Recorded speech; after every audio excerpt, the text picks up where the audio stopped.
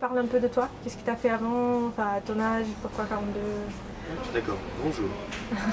Ce que j'ai fait avant.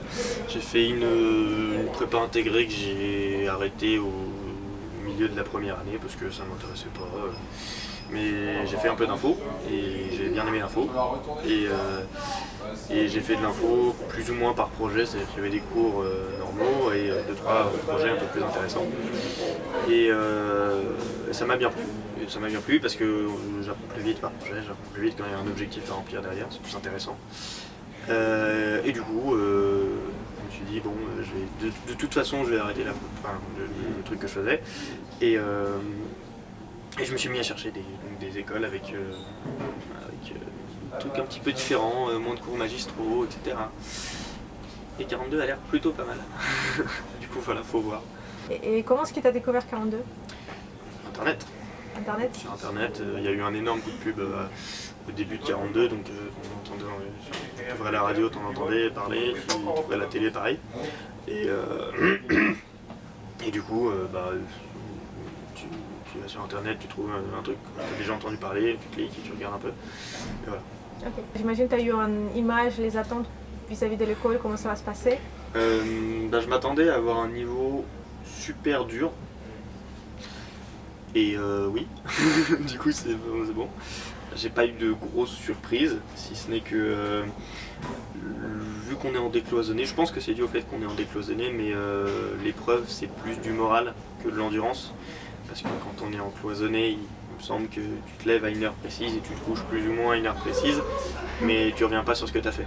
Tu reviens pas 15 fois sur un truc que tu as mal push ou sur un truc que tu t'as raté la correction. Et du coup, c'est pas moral, c'est juste les horaires qui sont durs, le fait de se concentrer tous les jours qui sont durs. Là, non seulement c'est physique, parce que si tu as besoin de rester 36 heures de suite pour valider ton day, bah tu le fais. Et si t'as pas validé ton day, bah tu es obligé de repasser au moins 8 heures, parce que tu as des points de correction à prendre, tu dois faire corriger. Et en plus de ça, il faut que tu aies changé les trucs qui étaient faux. Du coup, ça prend énormément de temps. Et c'est vrai que le temps, c'est quelque chose qui se perd beaucoup trop vite, qui s'utilise beaucoup, oui, mais qui se perd énormément. Ok. La chose qui t'a marqué le plus? Le fait que tu peux parler de n'importe quoi avec n'importe qui, le premier jour, je connais personne, le deuxième jour, j'ai des surnoms pour toute la rangée. Donc,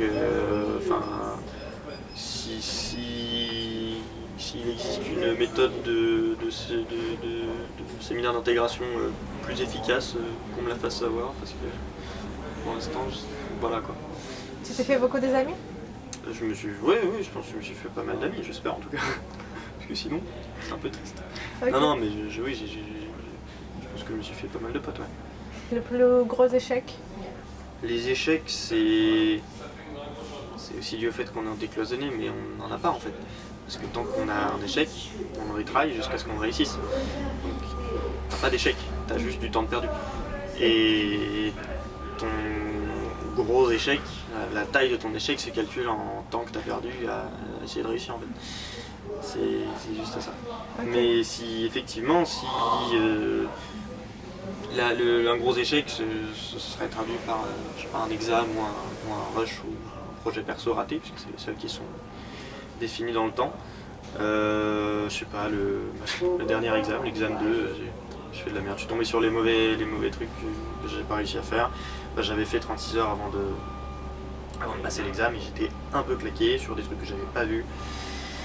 Je me suis tapé une note de merde. Du coup, on va voir, mais bon. Voilà.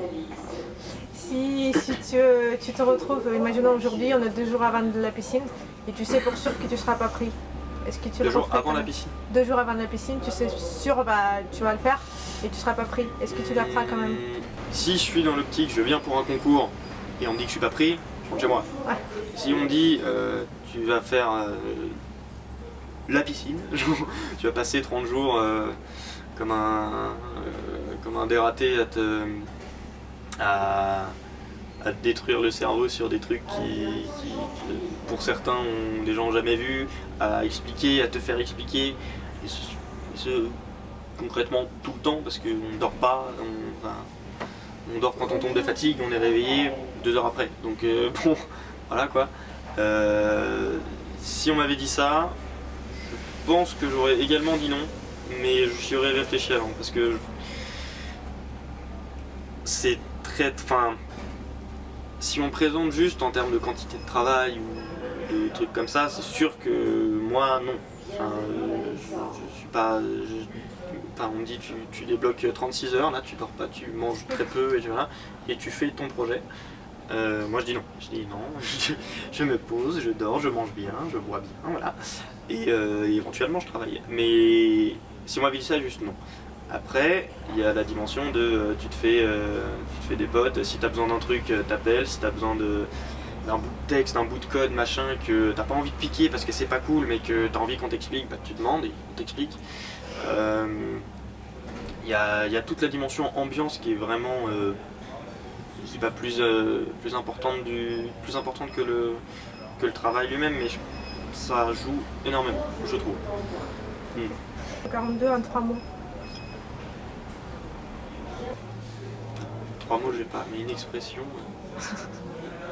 Tu vois Buzz l'éclair, dit je ne tombe pas, je ne vole pas, je tombe avec panache ou quelque chose comme ça dans Toy Story, ça fait longtemps. La piscine, c'est je ne nage pas, je coule avec panache. Voilà. Un petit mot pour les piscines de septembre. J'espère que vous serez pas en décloisonné. Et bonne chance. Bonne chance. Et socialiser aussi, parce que le Mégatron c'est important. Voilà, vous saurez quand vous aurez le Mégatron.